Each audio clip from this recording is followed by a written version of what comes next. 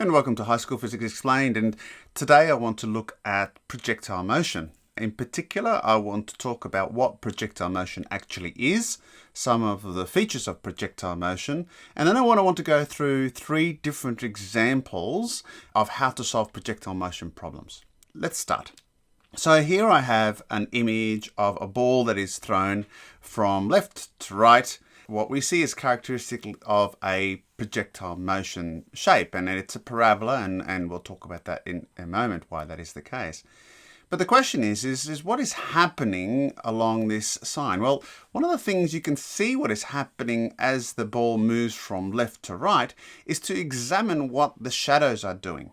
So if you were to suddenly turn the shadows on so that the light were to shine onto the tree, you will notice that the positions of the ball actually changes in terms of distance. So for example, there doesn't seem to be much time in this case between these 2 times, but clearly in these 2 times the distances are larger. So what's happening here is that really it's moving faster along here than it is up here. So in one sense, it's sort of either slowing down going upwards in this direction and speeding up when it goes in this direction.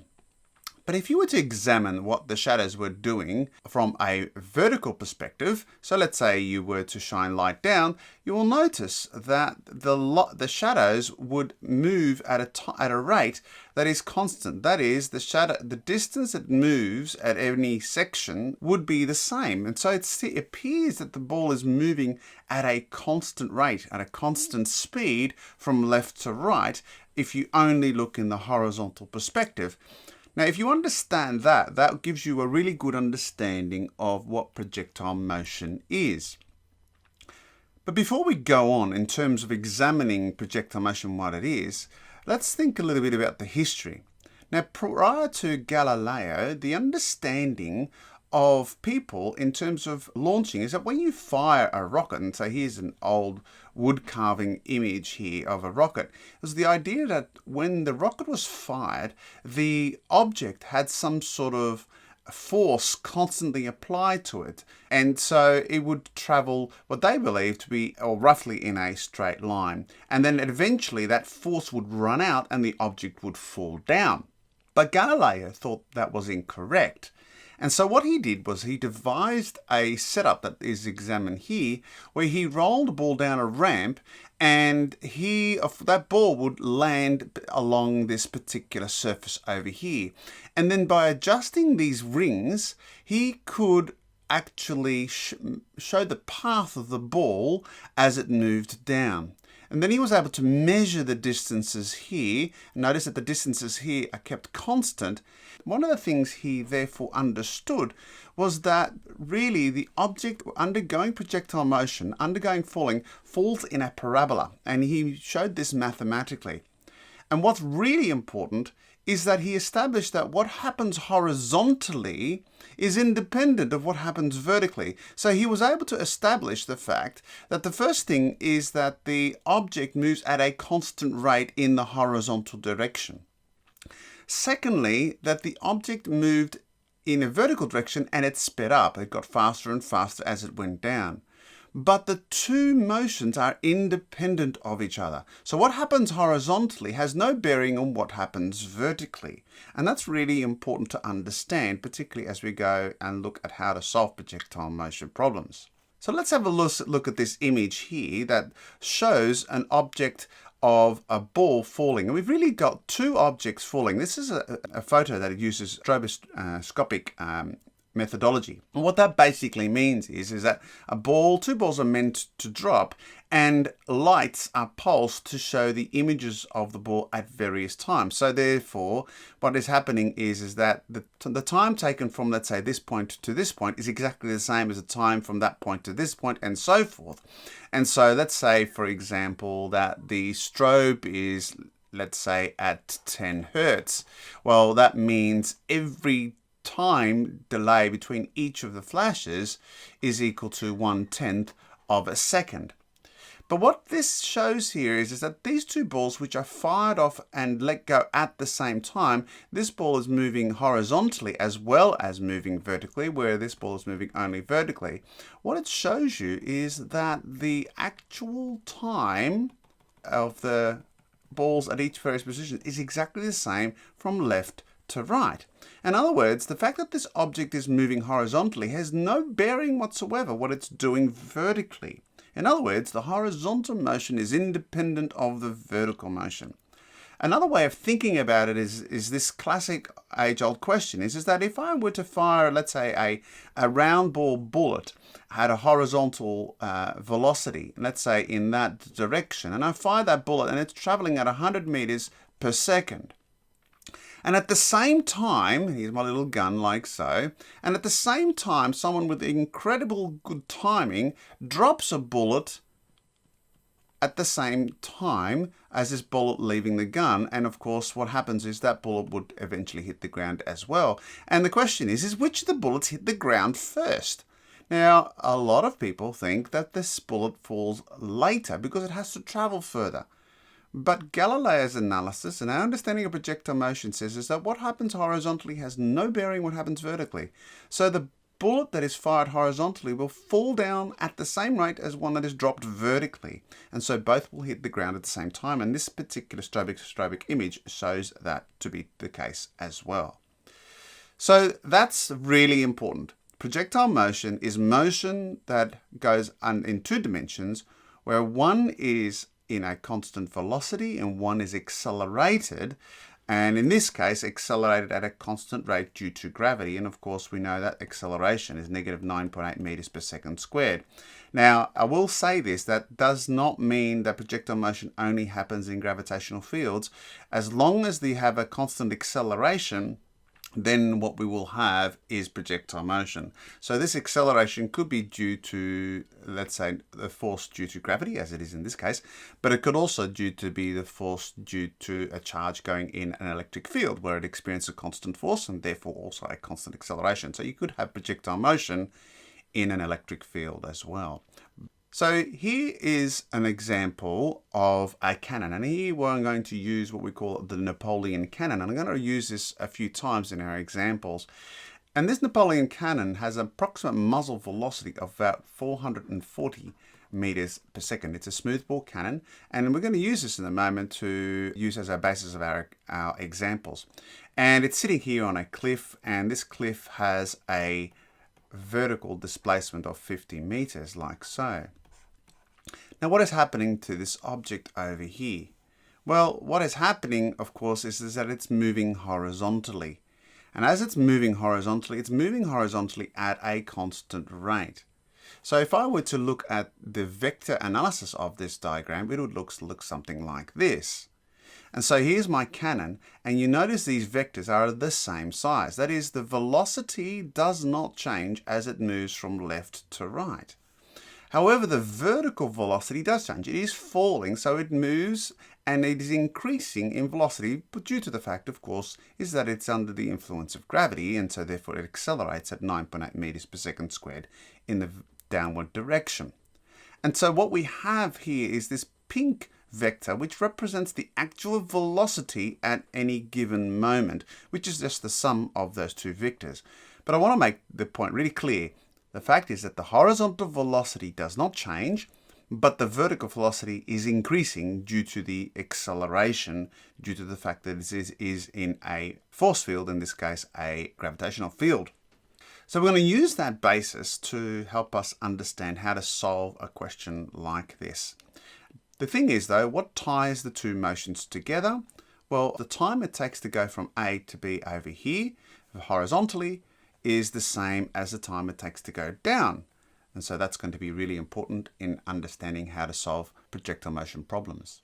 So let's start. So we're going to start off with a fairly simple problem where we are firing an object or a projectile horizontally off a cliff, in this case a vertical displacement. And in this case we're going to have a cannon that's going to fire a cannonball at an initial velocity of 440 meters per second. And we're going to place this cannon on top of a cliff, and we're going to make this cliff at the value of 50 meters.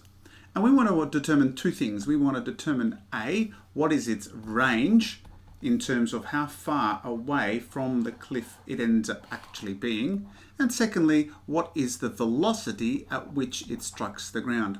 So let's see how you would do this sort of problem.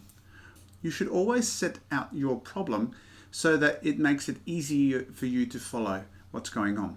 So I always encourage my students to write down the variables that you have and need, and I always encourage them to go in this format. What you do is you go V, U, A, R, and T. Write all those 5 variables down all the time, and what we're going to do is we're going to use the variables we know to work out the time it takes to land, because the time it takes to land, which is the vertical time, will also be the time it takes to go horizontally. And so that will be really important. So we're going to look at this from a vertical perspective, and then we're going to also look at it from a horizontal perspective over here. And the horizontal perspective, again, all we need in this case is V, because the V is constant horizontally. We have R, which is going to be our displacement horizontally, and our time. And of course, this time over here is going to equal this time over here. So in this first half of the problem, in determining the time it takes to go down, we don't know the velocity at which it is vertical, so we're going to leave that blank for the moment. The initial velocity vertically is 0 meters per second.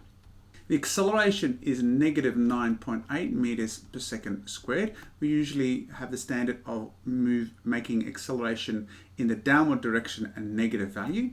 Its displacement, since we've established it down as negative, is negative 50 meters. And of course the time is what we need, and I always encourage my students to write down the symbol. So now what we have here are 4 variables, of which 3 are known. And all the equations of motion have 4 variables, and so we can determine the best formula for us to solve it. And we need a formula that has U, A, R, and T. And the best formula in that case is R is equal to UT plus a half AT squared. Now again, I encourage my students is to not rearrange this initially, but actually substitute it in first and then do the rearrangement. So we end up getting negative 50 is equal to UT. Now U, of course, 0, so that just disappears and leaves us with a half multiplied by negative 9.8 and multiplied by T squared.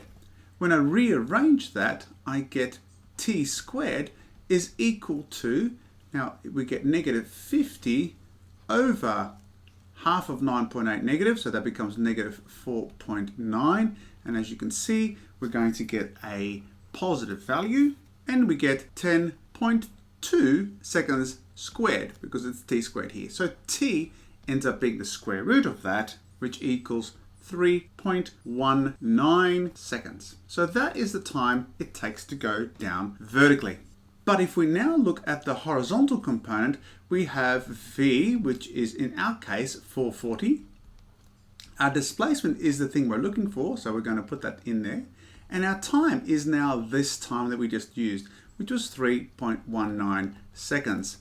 Now the formula, this is just your displacement velocity time formula. So that displacement, our R, is equal to VT, just a rearrangement of the average velocity formula. And that of course will equal 440 multiplied by 3.19, and we get a value of 1405.5 meters. So our range is, in this case, approximately 1.4 kilometers if it's fired at a velocity of 440. Now, I will make a point here, 440 is very fast. In fact, it is significantly faster than the speed of sound. So this is not necessarily a realistic velocity. Now, how about we look at the velocity at which it strikes the ground? Now, the velocity, of course, can be determined by determining actually 2 velocities, because the cannonball is moving horizontally and it is moving vertically, and therefore that will give us a final velocity in that direction. Now, we already know the horizontal velocity, projectile motion says that the horizontal component remains constant. So we already know this is 440, and we need to know this particular value. And I'm going to call this Vy because it's the velocity in the vertical direction. But obviously this is not the final answer because it's moving horizontally as well. So it's this value I end up requiring. So how do we work out this? Well, again, what we do is we go V, U, A, R, and T. And what we then do is equal negative 9.8 meters per second here automatically squared. Our displacement, of course, is negative 50 meters. Our initial velocity, of course, is 0. Now, as you can see, I already have 3 variables. I don't need to use the time at all. So I can actually use a formula that has V, U, A, and R. And the formula in this case is V squared equals U squared plus 2AR. When I substitute everything in, of course, this is 0. So I get 2 multiplied by negative 9.8 and multiplied by R, which is negative 50. And when I calculate that out, I get 980. Now that's V squared. So V is equal to the square root of 980, and that equals 31.3 meters per second. So that is this value over here, 31.3. So therefore the final velocity here, and I'm going to use red for the moment, the final velocity is now equal to the square root of 440 squared plus 31.3 squared, and that equals 441 meters per second. Now that's not complete because I also need to know the angle here. Because velocity is a vector, not only do I need a magnitude, I need a direction. In this case, it's an angle of depression. And I use the inverse tan in this case. And of course, the opposite is 31.3. The velocity, the adjacent is 440. And that will give us the angle. And the angle equals 4.1 degrees. And so there you have it. There's the final answer. Our cannonball lands at an angle of 4.1 degrees at a range of 1405 meters at a velocity of 31.3 meters per second. So now let's examine a different scenario. Here my same cannon is fired, and what we have, of course, is that the object will follow a lovely parabola and will arc across and land. And in order to solve this problem, what we're going to do is we're going to fire this angle off at 45 degrees. 45 degrees is actually the angle for the maximum range. Now, I will, in another video, show you mathematically why 45 degrees is actually the maximum range for any given velocity, but not at the moment. So we know our muzzle velocity is 440 meters per second. And the question is what is the range? Now, I would encourage you to stop the video and try this problem yourself, but I'm going to go through it in a moment to solve what the maximum range is. So what do we do? Well, again, we go first of all in the vertical, and then we go in the horizontal, and then we go V, U, A, R, T, and over here we do V, Av, R, and T, and we're going to make sure that we label these because all of these are in the Y direction and these are in the X direction over here. Okay, so what we have now, of course, is we have all our data to put in. So first of all, what is the final velocity? Well, I won't fill that one in a moment because I don't need it for the range. What is the initial velocity? Well, the initial velocity is 440, but not 440 by itself. Because the fact this is 440 at an angle of 45 degrees, then if that's 440 in that direction, then we have a horizontal component and a vertical component, and the vertical component is 440 multiplied by the sine of 45 meters per second. Notice this is positive because we are in the upward direction. The acceleration, of course, is still negative 9.8 meters per second squared. What's the displacement? Well, it's starting here at ground level, it's going up, and it's landing at ground level. So the displacement is 0. So now you can see I now have 3 variables that I know, and so I am able to work out either 2 of the unknown variables. Of course, we need to know the time, because the time of the actual time of flight is going to be the same horizontally as it is vertically. So this is where we're going to put t here as well. The range here is what we need to find out. And that velocity in the horizontal direction, again, is a component of the initial velocity. So that's going to be 440 multiplied by the cos of 45. So what formula would I use here? I use, of course, r is equal to ut plus a half at squared. That ends up being 0. U is, of course, 440 multiplied by the sine of 45. By the way, do note that I don't actually solve this. I leave it here because it gives me the greatest accuracy, only round down at the final answer stage. Multiply that by t plus a half by negative 9.8 by t squared. Now you'll notice there's t here and t here, so we can take the t out. So we take the t out, and now what we have is 440 multiplied by the sine of 45 plus a half by negative 9.8 by t. Now, clearly see if this equals 0, either t equals 0, which is the cannon's not fired, or this whole section here equals 0. Now, I'll save the calculations, but you end up getting a time of 63.5 seconds. That's a long time, okay? Almost a minute that this projectile fires. Now we are, of course, assuming that there's no air resistance and so forth. It's minimal for a heavy cannon ball like so, but nonetheless, that is what the time of flight is. It is actually quite a long time. So you can imagine that if they're firing this for maximum distance, then the target better be stationary, because if the target is moving, then that target can be moving a lot in 63 seconds. So now over here we've got 63.5 seconds. Of course, r is equal to vt, and v, of course, is 440 multiplied by the cos of 45. And then, of course, that is multiplied by our 63.5 seconds, giving our final answer of 19,757 meters. And that is actually the maximum range of a Napoleon-style smoothbore cannon. And so what you have here is approximately 20 kilometers. There you have it again, breaking up into vertical and horizontal. We can work out the maximum range at where it lands over the other side over here. What about the final velocity? Well, the beauty about the final velocity is this, that if I were to look at the trajectory as it moves across from A to B, you notice that the parabola is symmetrical. So the time it takes to go up will be the same as the time to go down, clearly.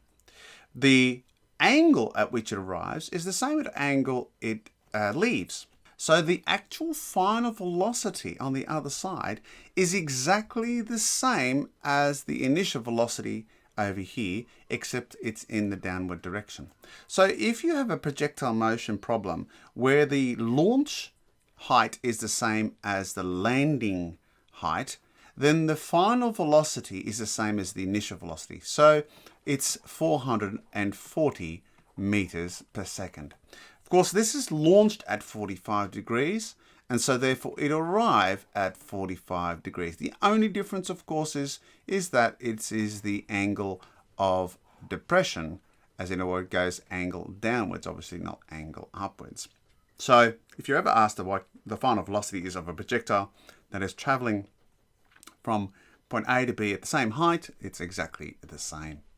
So now let's look at this final example where we have the cannon, which is still firing at 440 meters per second, and it's still firing at 45 degrees, but the only difference now is we're going to put it on a cliff that is 50 meters high. So we're combining the two problems that we had earlier. Now, I'm going to first set it all out, and I'm going to do this nice and quickly.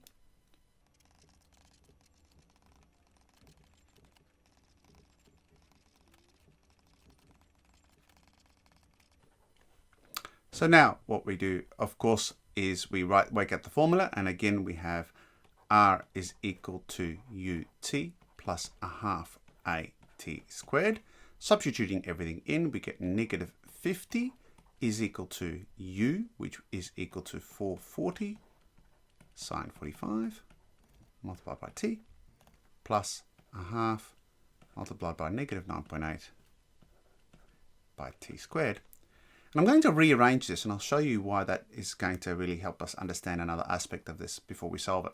So I'm going to clean that up, and I'm going to get negative 4.9 t squared plus 440 multiplied by the sine of 45 multiplied t plus 50 equals 0. So, can you see the significance here? Well, if you look very carefully, I have a quadratic formula. Ax squared plus bx plus c equals 0.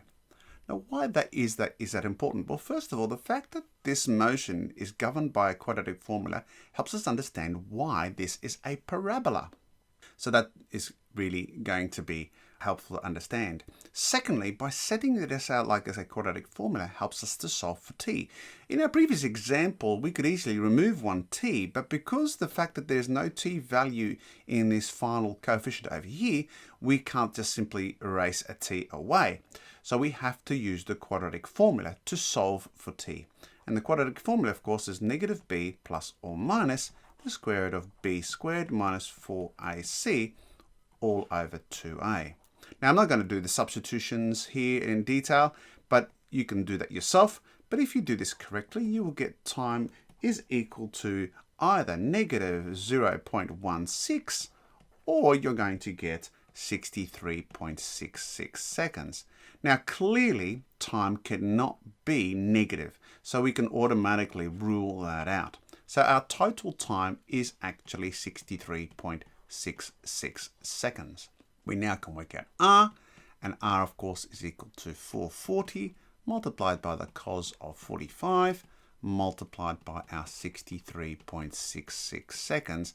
We get a grand total, in this case, of 19,806 meters. Now you can see that this value isn't significantly bigger than our previous example. So simply raising the cannon by 50 meters vertically does not increase the range a significant deal.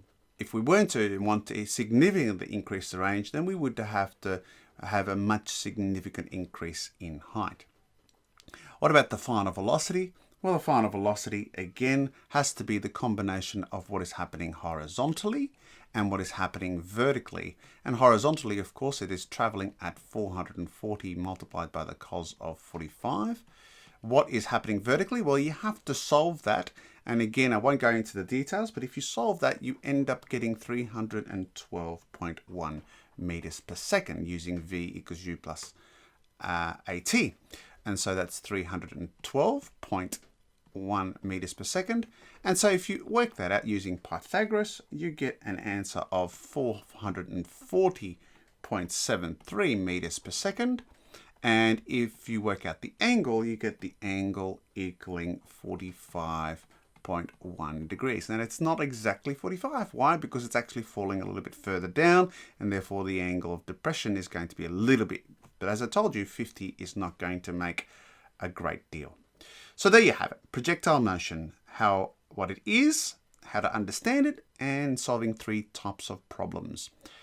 Thanks for watching, and bye for now. I hope you found that video useful. And remember, like, share, and subscribe.